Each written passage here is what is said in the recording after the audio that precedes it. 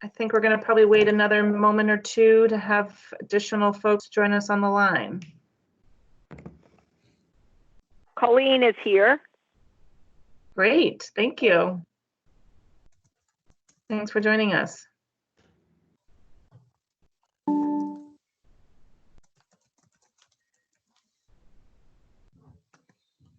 Just as a reminder, as people join, you can use the *6 feature to mute yourself and eliminate background noise, and then *6 to reopen your line when you want to make a comment. I'll also acknowledge that we can use the chat box if folks want to put in any questions or share comments. That's an efficient way to share information. We will be recording this, so for folks that were unable to make the call today, they'll be able to access the recording on our website by the end of the day today or tomorrow.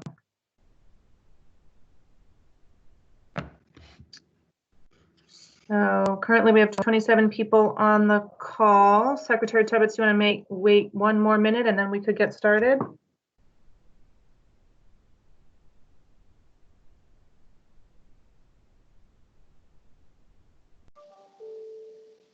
Still having folks join the call from the lobby.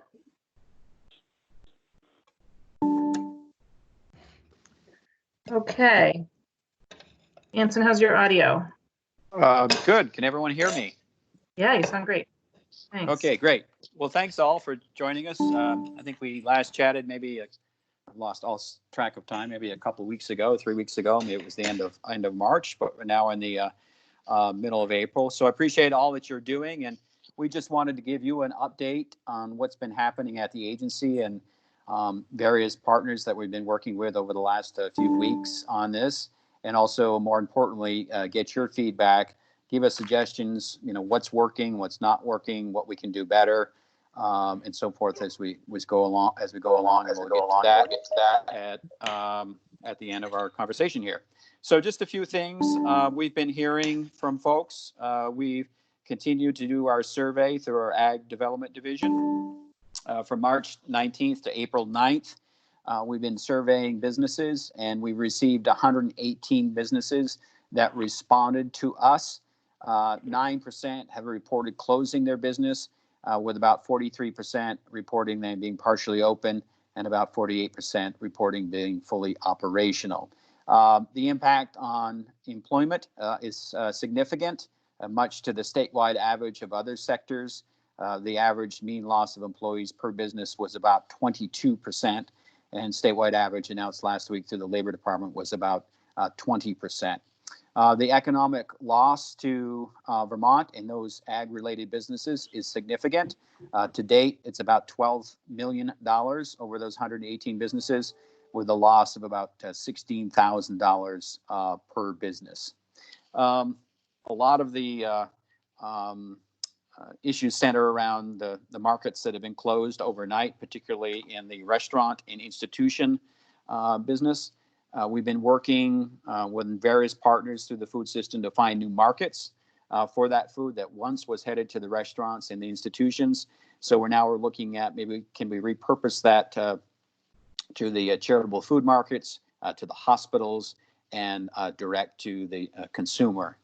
We're sharing as much information as we can about resources to folks. We're sharing about where restaurants are now offering takeout. Some have turned to that model, and we're offering that as a resource to folks on our website and throughout our literature. Some of the other things that we are working on throughout this is working with the closures of schools and the meals and how they impact what's happening there. We've been working on our infrastructure grant program. That's a resource for school meal programs. Under COVID-19, it provides $1,000 grants for schools and early child care organizations, and that money can be used for infrastructure or supplies under this grant program, totaling $1,000 per grant. We've been, of course, trying to update what's happening with schools being closed and how schools are getting food to their to their student body. We got an update on Friday from the Agency of Education. This past week, Reinhardt sold 1,000 more cases of milk than we did for the average 6 pre-crisis weeks. And we continue to add new schools throughout this initiative. And last week, we sold 600 more cases of milk than an average pre-crisis week. So this has increased over the past couple of weeks. So that's encouraging, getting some wholesome milk into the school system more than we did 2 weeks ago. We continue to weave our way through the directive on farmers markets, and we put out an advisory on that. This was an interim one. We continue to update that one, and I wouldn't be surprised if we get some new guidance over the next couple of weeks on how farmers markets can adapt and change on the fly. The part of the problem that we're dealing with now is things change day to day on all issues.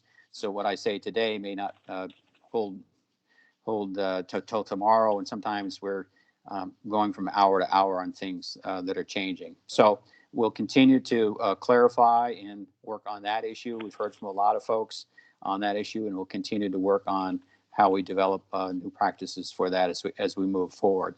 On the retail side, particularly in the grocery and the retail front, we are getting information through Hannaford's, and we've managed to develop a connection between Vermont farmers and producers to grocery and retail markets, including co-ops and some of our supermarkets like Hannaford's. We've established a relationship with Hannaford's, hopefully opening up some new markets for Vermont farmers and producers to get into those stores throughout the region. The Vermont Retail and Grocers Association continues to update us and the Department of Commerce on what's happening. The latest survey has some of those supplies of staples recovering quickly, including bread, milk, eggs, cheese, milk, and produce. And they're still trying to catch up on a few areas, including pasta, canned veggies, and boxed prepared products.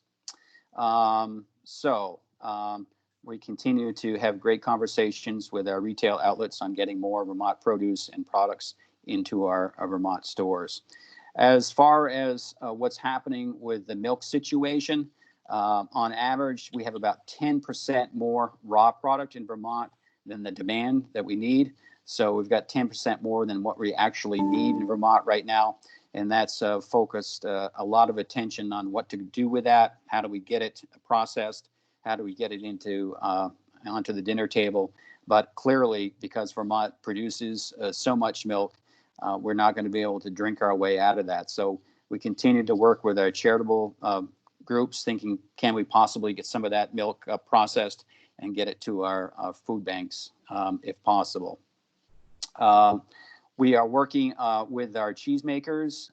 They too have been impacted on this, mainly because of the supply chains down in the big restaurants or institutions.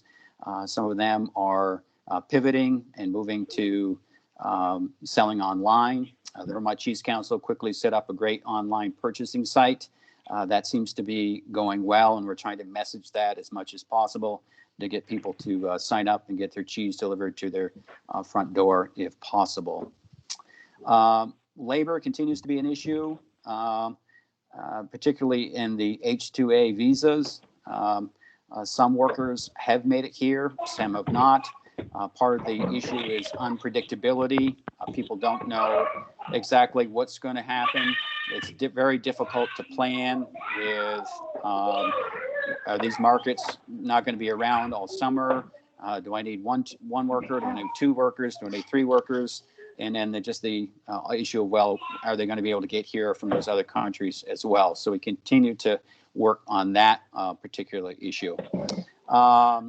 We are working on a federal program monitoring what's coming out of USDA. USDA has about $96 billion that they can have the authority to distribute. Keep in mind, there's a number of groups and number of commodities that are all sort of battling for that $9.6 billion. Everything from specialty crop money to livestock to dairy. So we're all trying to figure out the best approach there. We've written to the USDA secretary particularly on the dairy side to do a support system for farmers over the next 4 months, both on the organic side and the conventional side, asking for a minimum price for farmers at $19.50 per hundredweight on the conventional and $35 for the organic. We also believe he uses authority to buy up as much dairy through the food bank programs and get that distributed throughout the country as well. We have no timetable on that. I know decisions need to be made quickly on that. He needs to take actions on that, but we have no indication from USDA when the secretary will take action on some of that. Communication is huge. This is one of the reasons we're holding these talks, is to get your feedback, also to give you an update of what's happening. We've got a newsletter we're kicking out. About 4,000 people have signed up for it. It's a great resource. It's all in one spot. And we also have our response page, agency COVID response page. And if anyone needs information or wants to be kept in the loop on new things that are happening or wants a question answered, we encourage people to write to us at agr.covidresponse@vermont.gov. And we'll kick back some more information once you sign up for that and keep you informed of what's happening as well. So the CARES Act, as we mentioned, working on that, and some of the programs, we're hearing that some of the loans under the Payment Protection Program have been approved.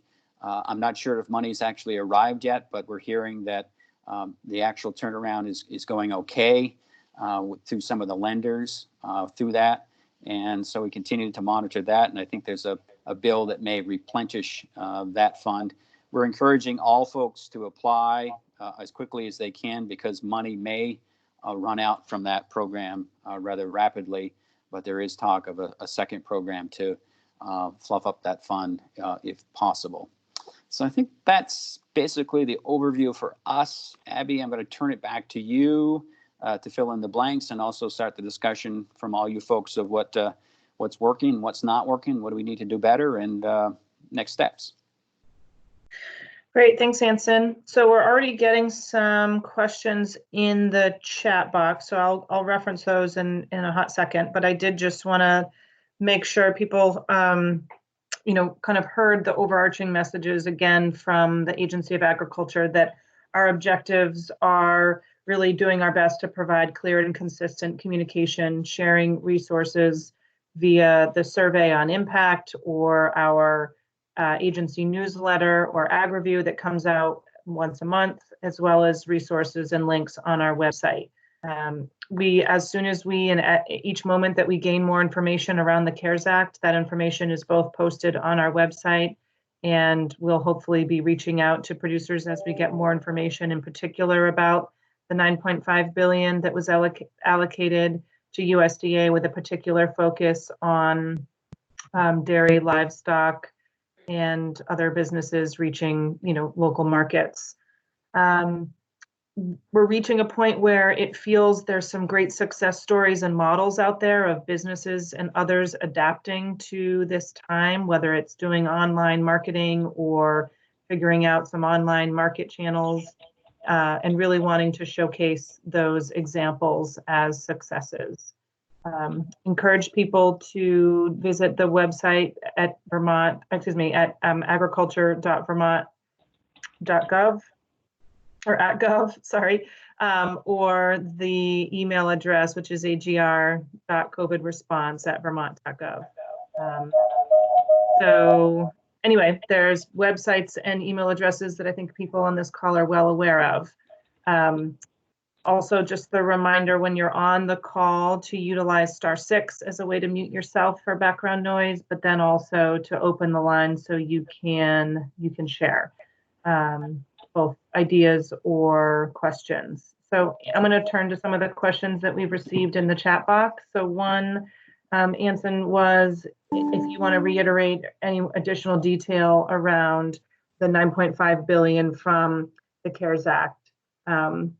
Erica Campbell from Senator Sanders' office replied that there hasn't been any new information, but just thought I'd give you that opportunity as well if you wanted to add anything new. Yeah, we're just in a holding pattern on that, and we just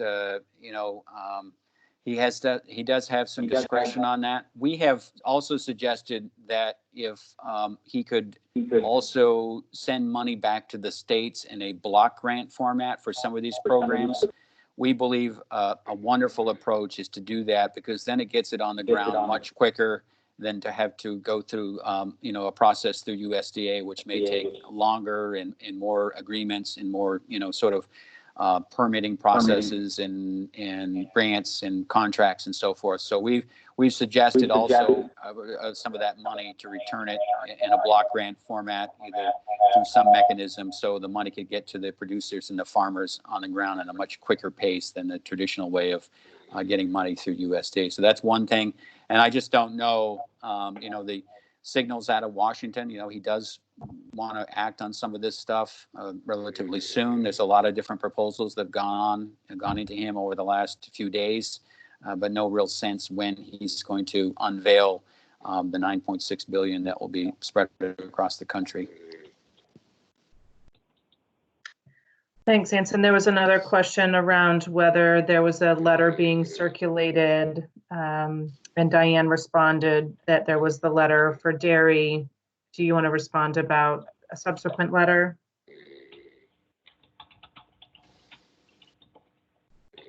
Around the block grants being in circulation?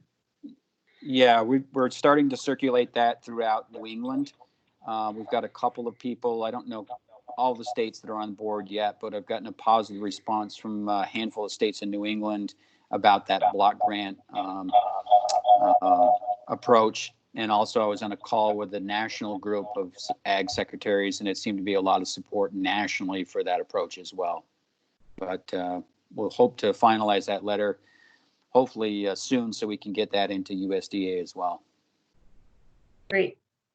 So now two very specific industry questions. One was around whether the agency or the administration was looking to provide guidance around pick your own operations at some point in the near future.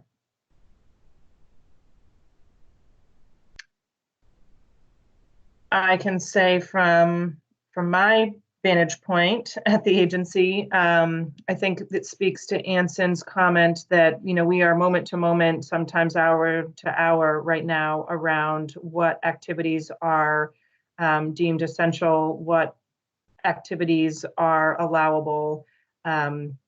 We too have heard from some pick your own operations that are looking for some certainty around how they can be open and either, at minimum social distancing.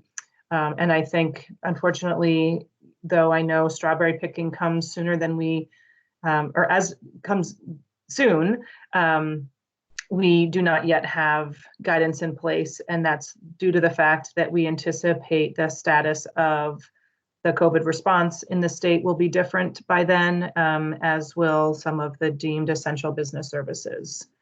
So not a great answer, Sam, but I think the best that we can offer, knowing that things are so dynamic and fluid right now.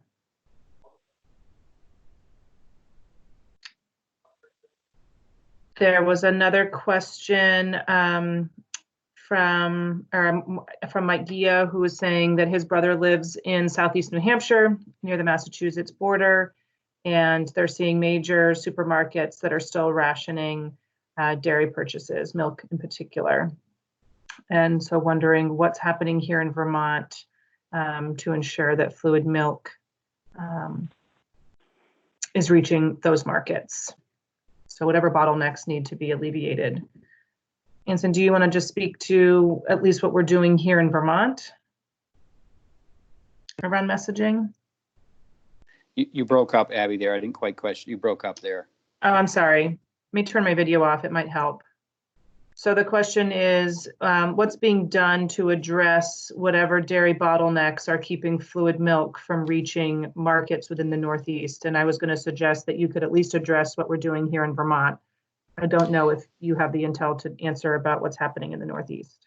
Yeah, and I think, it's one of those complicated issues where when the first wave of the pandemic hit, there was a big rush out there to purchase dairy, the staples, dairy, everything from butter to milk, also pasta was big. People were, that we all know the toilet paper stories. So there was a big rush on that early on. And from the discussions we had with the retail folks, it was difficult to sort of plan whether those purchasings were going to continue, ongoing purchases are going to be at that level. They did kind of shut off overnight on that.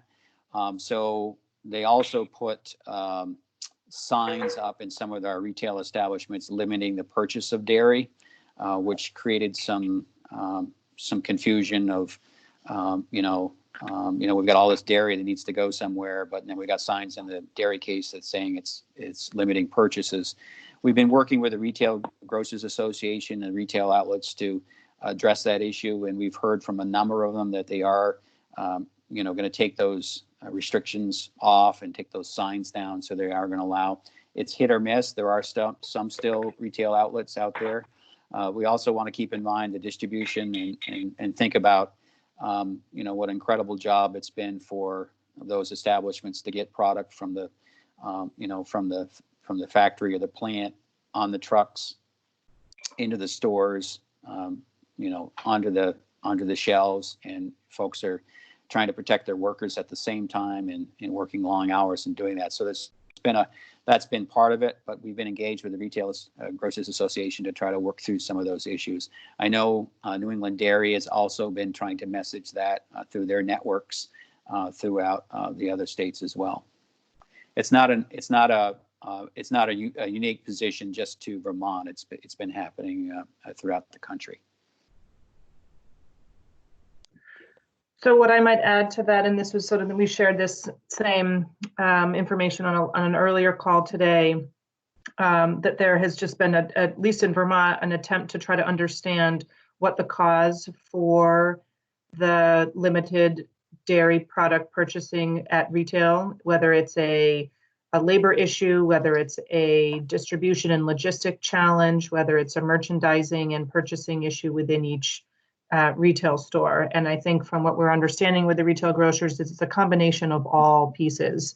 So there was, an immediate surge by consumers to buy staple items right after the Stay Home, Stay Safe executive order. And so the demand for dairy products, milk in particular, was, a huge increase immediately after. And while there is sufficient supply, it was still difficult to anticipate what ongoing customer demand will be for those products. And so that is at least part of the circumstances, just trying to match what anticipated consumer demand will be with product availability in the retail stores. But again, acknowledging obviously it's not a supply issue. There's a question from Daniel Keeney about the status of the agency's BMP or Best Management Practice grant projects and how they can anticipate proceeding this summer. Anson or anyone close to the Water Quality Division want to take that question? Yeah, this is Anson. We're trying to evaluate all of that at this point. We're kind of in the sort of the crisis response mode now. Obviously, with a great portion of Vermont shut down, it's going to have a tremendous impact on the state overall budget. That stuff is all going to have to be worked out. It's even impacted the current budget we're in now because of the shutdown in April, and we've got a few more months before the end of June. So there's going to be an impact on this year's budget. Clearly, there's going to be an impact on next year's budget. We just don't know where it's all going to land at this point. It's something we're going to monitor, but we haven't made any firm decisions on where this is all headed. So we're kind of trying to figure this out. We've got some grants and contracts that are, in the pipeline. We don't know if we're going to be able to do those or not do those. Hate to be vague about it, but it's just one of those that we just don't know where the resources are going to end up at this point. But it's clearly will have an impact on our budget at some point. We just don't know where and when it's going to occur, or it may not. Maybe there'll be some federal resources that will come and backfill some of the stuff that's been lost at this level. So Daniel, I don't know if that sufficiently answers your question. I think the agency is reaching out as quickly as possible around particular programs or grants that may or are definitely being impacted by budget changes or Hi, Abby. anticipated revenue Ryan. changes. Can you hear me? Yeah.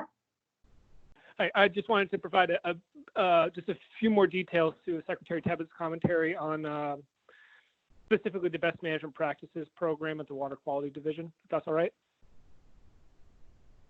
Yeah, please go ahead, Ryan. Thanks. Yeah, so just with regards to budget for fiscal year 21, notwithstanding any changes that may be coming, as everyone's alluded to, it is day by day very often, but the capital budget, which includes the funding for the BMP program, was funded at the governor's requested amount, and so that does bode well for having the funds to pay for practices that are implemented. We are discussing with our engineers and other partners the challenges that exist within the supply chain for materials to actually implement the practices, as well as the staffing to do the work as well. So a few challenges if and when the home stay safe order is lifted to get industry back up and running. But the BMP program and those funds, those capital funds, are looking to be in good shape at this point. There are other challenges though to getting that money on the ground. Thanks, Ryan. I think that's helpful. There's a few questions in here around concerns around meat processing facilities being closed, and others wondering if appropriate PPEs, personal protective equipment for staff to help keep those folks healthy and working. Yes, this is Anson. Yes, we've had a number of plants, not in Vermont, but around the country, that have had to close or suspend operations, mainly in some in Pennsylvania, North Dakota, Iowa, some of the bigger states that have large facilities. In Vermont, the plants are operating. We have a very busy schedule this week with our inspectors going into those plants. Today, we were notified we did get some more equipment and personal protection equipment for our folks. That shipment came in today. They had some prior to that, but it was great to have that replenished. So I think we're in good shape on that, and the delivery on those products should have happened today or at tomorrow at the latest, and then we'll make sure we get all those materials to our inspectors in a timely manner.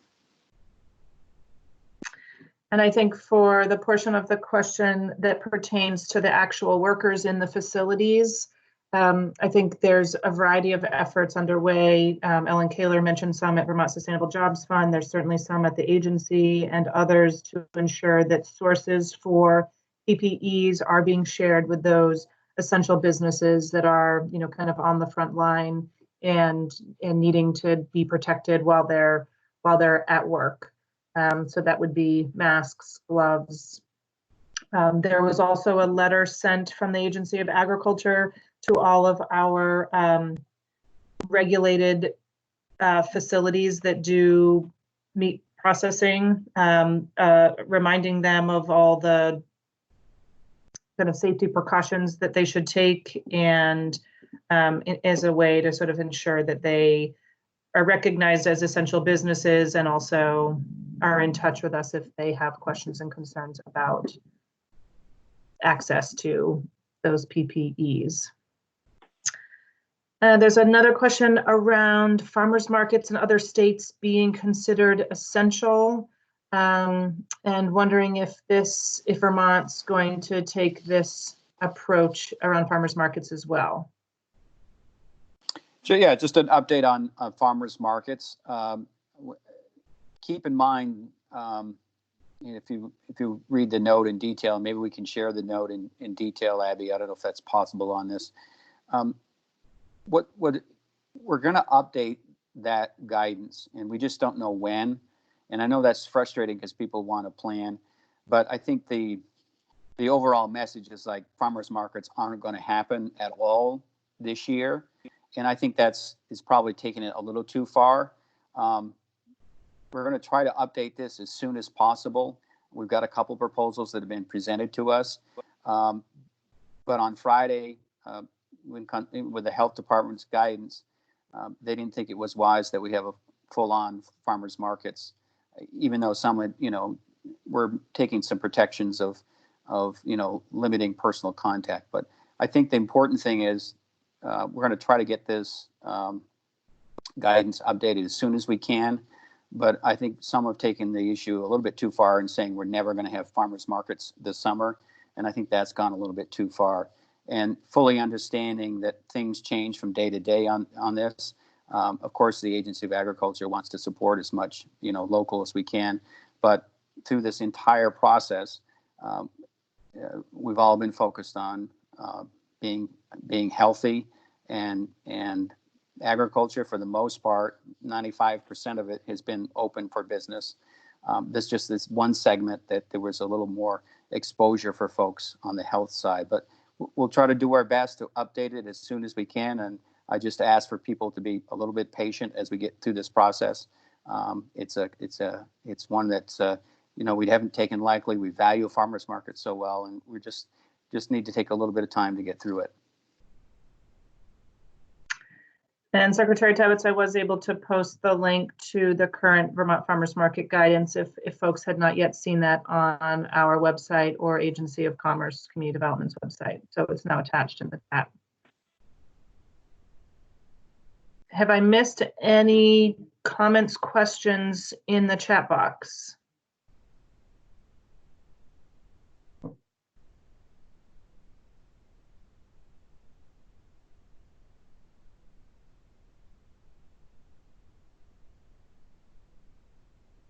There's some great conversation in here for sure about different efforts that folks are taking regarding working with processing facilities, looking at the financial implications as well as the safety.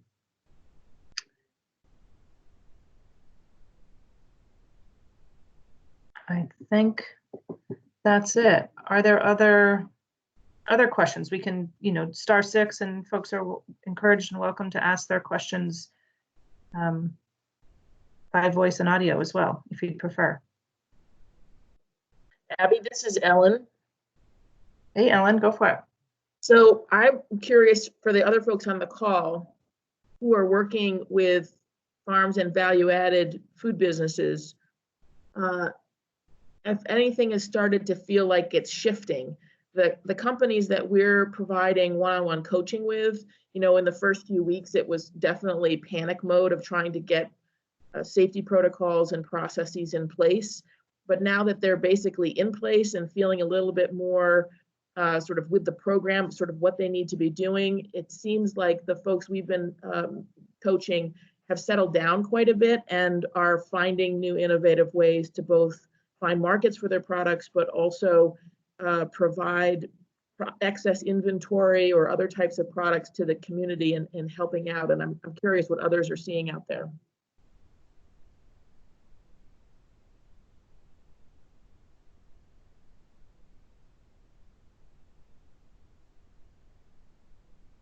And I recognize that might not be the case for dairy.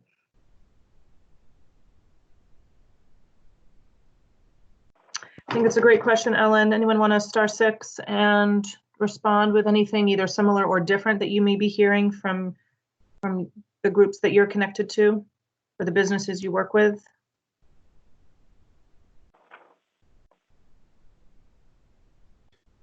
Yeah, Peter Dorn here from Wyndham Grows. We're finding that a lot of our value-added producers have pretty much just transitioned to either online sales or heavily promoting local CSAs in order to get their product out and available to people on the market. Thanks, Peter. Does that feel generally to be working for folks, or what's the reaction feedback? In the calls that we've had with the farmers that we're currently working with, they're actually fairly optimistic that they're at least maintaining a level of sales or maintaining enough to stay afloat. They're not making the kind of profit that they want to make, but they're not going out of business either, which everyone kind of considers a win at this point in time. Great, thank you.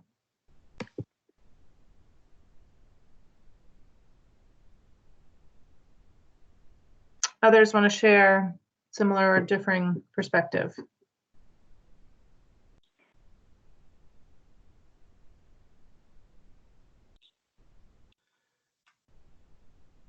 Abby, this is Alan Matthews. Ellen? I guess I wanted to just reach out to folks, and when we are talking to farmers that are really full of anxiety and fear about what's going on, is to try to take our time to reach out to those folks and let them know that everybody is trying to figure this out on a day-to-day basis, and everybody's doing as best they can, and to just be able to take it slow and not get too overwhelmed with all the anxiety that's building up.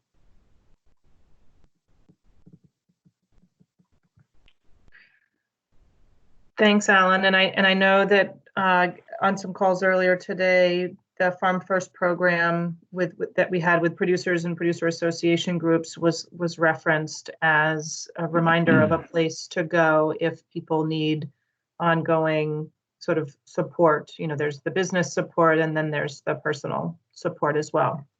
So, well, I'm actually asking everybody to say that to folks. What's starting to happen is that folks that are applying for unemployment are getting rejected, and they're getting no chance of what kind of income they might get, and they're referring them to Farm First. And as I try to reach out to all of our financial possibilities, what I'm finding is everybody is a little bit confused about what's going on, and there's not just the exact clear answers that people want. So I'm just reaching back to this group to remind to just tell everybody to take a deep breath and realize that we're all working on this, and there's things are going to come out on the end of it. thanks. I think we do all need that reality and hopeful reminder on occasion. This is Ella. Abby, can you hear me? I can. Yeah. Hi, Ella. Hi, everybody. I just wanted to share that we are developing or have developed a inquiry form that we are considering launching for anyone needing sort of immediate support, business or otherwise, to help start referring folks who don't already have sort of an advisor or program that they know to reach out to the right resources, and ideally pairing that with being able to ramp up and put some consultants on retainer so that we have known additional capacity in our business assistance network. So I just wanted to let folks know that we are in the process of trying to develop that and help just orient folks towards the right resources that are out there. And once we launch that, we'll let you know. And it would be just a really, really simple, like 5-question form that folks would fill out online, or could just call us. Great.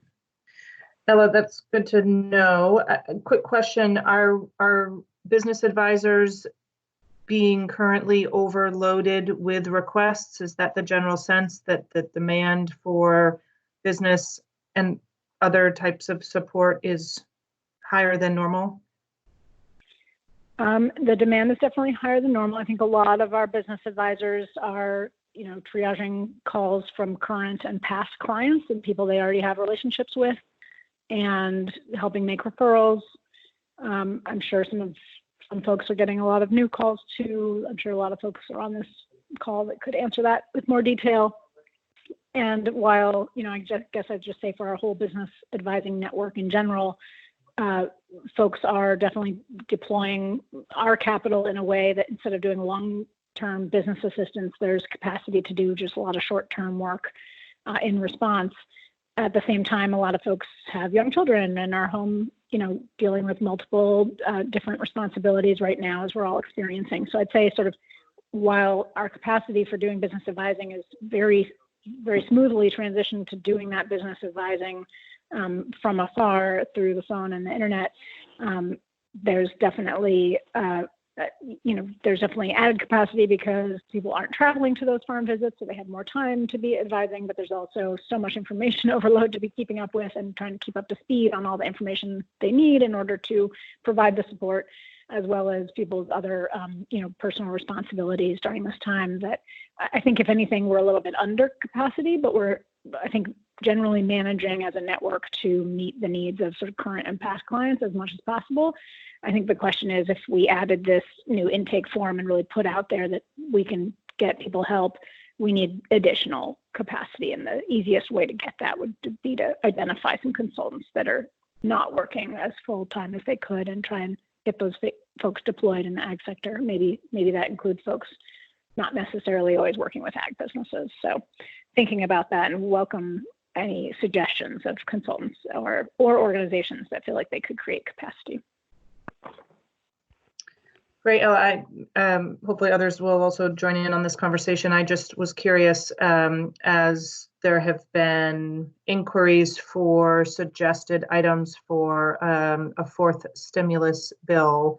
And I just wanted to note, we did, from the Agency of Agriculture, include a recommendation around increased technical assistance and business support for COVID response and recovery effort. So at some point, I suspect there may need some quantification of what the demand may be, or the unmet need. But for now, good to know that the demand is being met as best it can with the resources that we currently have available in the state.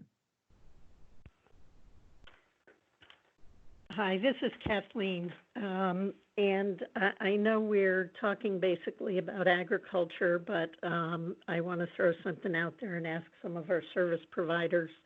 On the forestry side, forest products businesses, foresters, loggers, mills, many of them are operational. On the secondary side, wood products companies are all shut. I have no idea where we're going for assistance. There isn't $9.6 billion for wood products businesses. There's nothing that I know of to help these businesses come back once they can return to work. And I'm just wondering if service providers on the phone are thinking about how to support wood products businesses as well.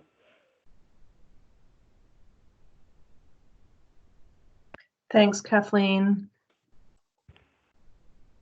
Appreciate that sector also needs support and resources at this time. Huge impact. Yeah. On that, this is Tom Berry. I would say, and I know Erica from Senator Sanders' office is on the phone and probably knows these programs a little better than I do, but where agriculture is excluded from many of the SBA programs, the small business programs that are out there could be functioning better, but hopefully the wood manufacturing businesses are taking a look at those CARES Act SBA programs, the Paycheck Protection Program and the Economic Injury Disaster Loan Program.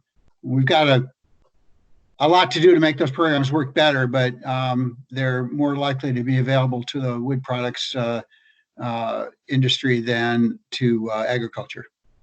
Yeah, thank you, Tom. I appreciate that. We have been talking a lot about that, and companies have been applying for those programs to help them get through right now. I mean, some of the challenges are that markets and customers are gone. When they go back to work and flip on the lights, how are they doing that? So it's more forward thinking, that there are concerns. But I do appreciate that right now SBA has some programs to get them through, hopefully, and that employees can collect unemployment because they are all not working as well.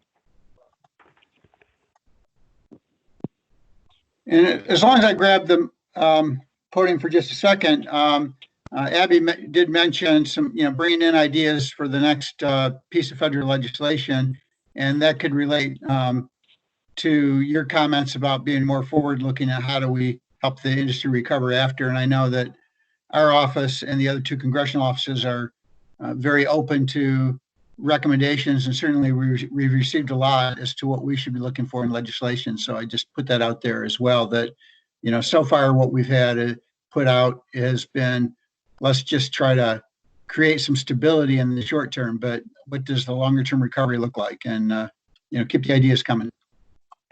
Thanks, Tom. We'll do that. Thanks, Tom.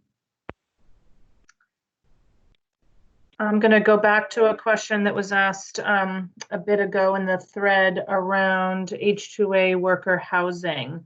Usually Deputy Secretary Eastman is the one that we refer to for these questions. She could only be on for the first few minutes of this call. And unless she speaks up, my guess is that she already had to step off. The question is if the state is giving any consideration or has any plans on how to help farmers with H2A farm worker housing who may become ill with COVID. So this is Diane. We have been working really closely with the health department if this issue comes up. And they have other resources where people can stay if they've been exposed and or infected. So it's not easy, it's not quick, but if something does occur and there is an infected party that needs to isolate, they can be provided housing somewhere else. It won't be on the farm. If the whole group needs to be isolated and or there's positive COVID, then there is resources within the Department of Health to house those folks. So it depends on what is happening, and it's not something that the agency can put together and say, oh, these people are going to go here or they're going to go there. It depends on the situation. It depends on the location and depends on working with the Department of Health, because they are the ones who are allocating those kind of resources if housing is an issue and people are ill. Thanks, Diane. Mike, let us know if you have additional questions on that topic.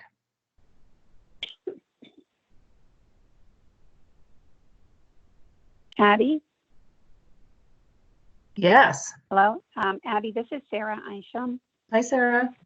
from VITA. Hi. I just wanted to encourage people to encourage farmers and wood forest products businesses and other businesses to apply for the Paycheck Protection Program loans. And to my knowledge right now, Yankee Farm Credit is doing these loans for their existing borrowers. We at VITA are doing them for commercial and agricultural and forestry businesses through our SBA 504 program, and there is information on our website. And we are processing them as promptly as possible. Thank you, Sarah. Abby, is it okay if I answer Mike Diaz's Great. question Yeah, about you're still H2A on, of wages? course. Yep. Well, I'm listening to both calls, so I'm trying to multitask, so we'll make it quick. Mike, thank you for that question. I've been in contact with USDA, and USDA, as of Friday at 5 p.m., updated me and said that this is one of their two top issues they're working on. And they had conversation with SBA, and they know that they were working with Treasury, and we're hoping to get guidance out soon on that for clarity of the H2A wages. So I have been in contact, I think, with two employers that are waiting to apply for their PPP with that determination coming out. Great.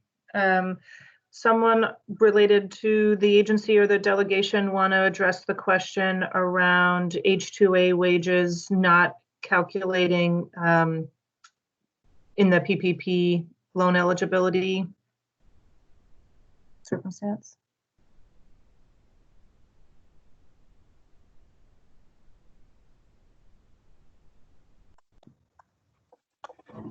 I don't know the answer to the question, but we'll seek an answer on that. I've already put it down as something that we'd be looking for in the next legislation as needed, but to the extent there may still be some uncertainty at SBA over whether this currently allowed, I can get an answer to that and get it back to you. Yeah, Tom, this is Allison. Sorry, go ahead.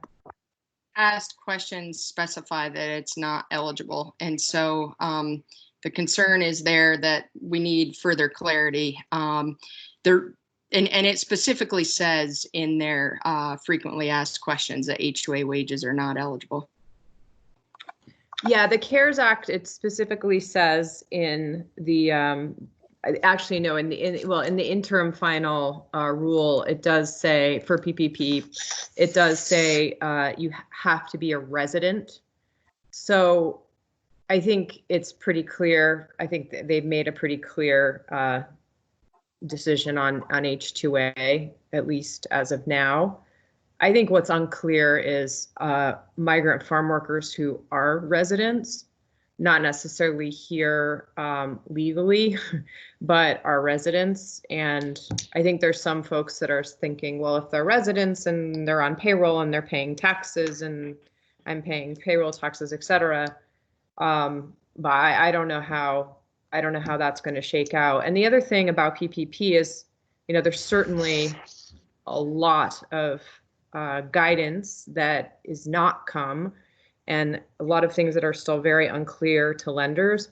But there's also some flexibility. I mean, lenders are having to just make choices without always the best information, and hopefully, they're feeling okay about how they're doing that. But I think there's some flexibility that lenders do have to interpret how they're calculating things and who they're what goes into those calculations.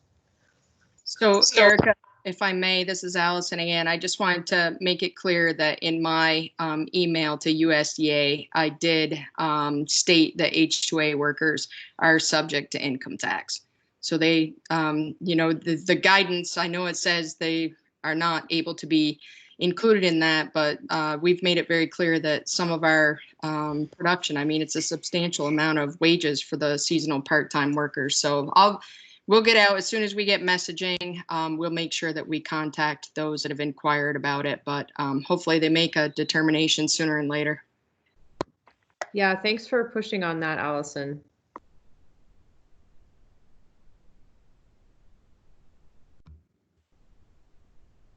One additional thing, and I'll offer this only because I saw the information, not that I have a lot of detail or have played the role in assisting, but some of you as business advisors may. So SBA did encourage businesses to advise their lender to allow them to add back depreciation for their net earnings to increase the amount of the loan amount available. So again, I guess just another tidbit about how to maximize the PPP program for businesses. I'm sorry, Abby, this is Mark. Can you just repeat that? That sounds important. So is that guidance that you've gotten, or where are we getting that from? It did come from SBA, yes. And they said, so allow to add back depreciation to their net earnings. Okay, this is Mark Howell. I think that's great, because that's been the biggest hiccup with sole proprietors or any DBA entities being able to claim any net income for the owners. Great. Thanks for that update. Abby, did you get that from the Vermont SBA office, or did you get that from federal?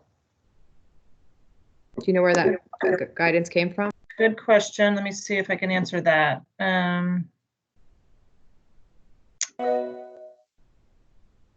It actually was an email to Anson that he then shared. So it came from Darcy Carter. Someone more connected to SBA would know whether that's national or Vermont than I. That's Vermont. That's Vermont. Okay, great.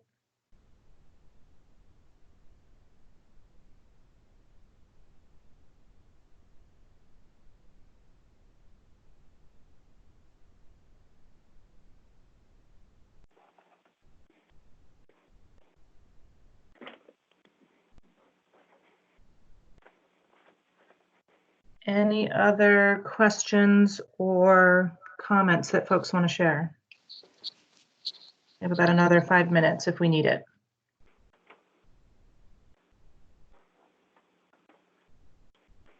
Erica, thanks for posting what the PPP numbers in Vermont are. I had not seen those numbers yet, so I think that's great. So if folks didn't see that, 17 banks are reporting over 2,900 loans have been submitted to SBA and approved, committing over $643 million.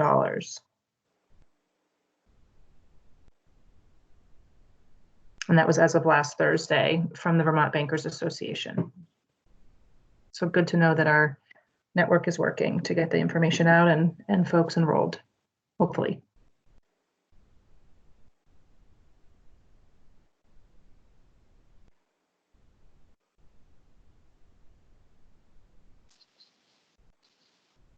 This is Mark Canella.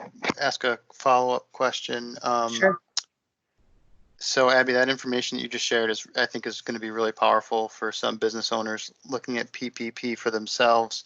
And then I've also had some back and forth with some of the congressional offices. Erica's on the line and Tom as well on eligibility for maple producers. And I'm just tracking a lot of back and forth conversation and guidance, I guess guidance via emails or confirmation of emails.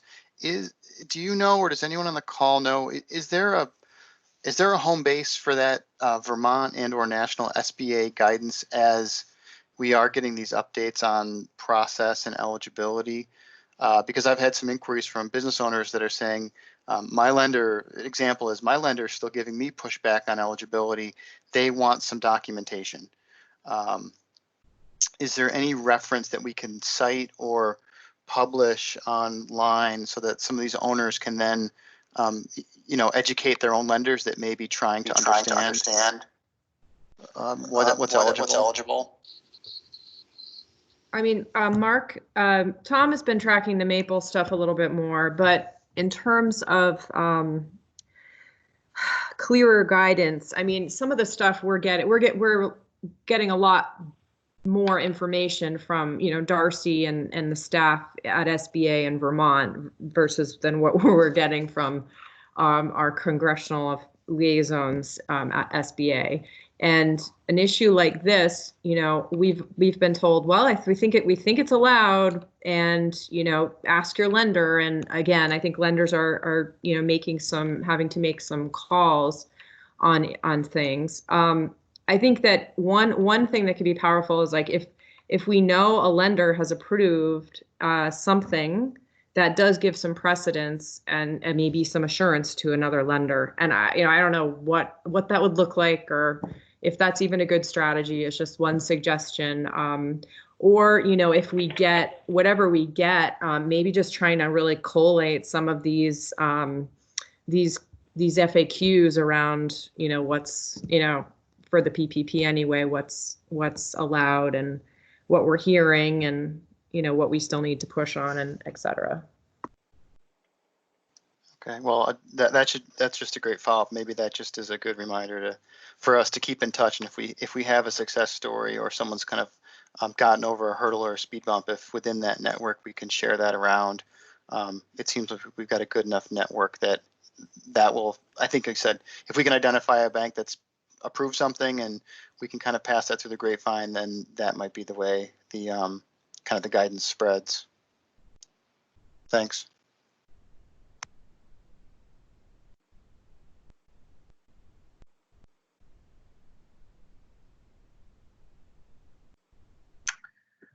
All right, being that we're a minute before 4, Anson, do you want to offer any parting words?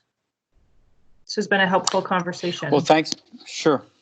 Yeah, lots of great information on this call. I appreciate your key part of this emergency response and also the recovery. I think we're making some progress. Every day I think we're getting closer to opening up Vermont, and we're not there yet, but some of the trending seems to be going in the right direction, not without sacrifice. And we got to remember that everyone is sacrificing so much here for the greater good, and we can't lose sight of that. But carry on. Thanks for what you're doing, and we'll keep checking in from time to time.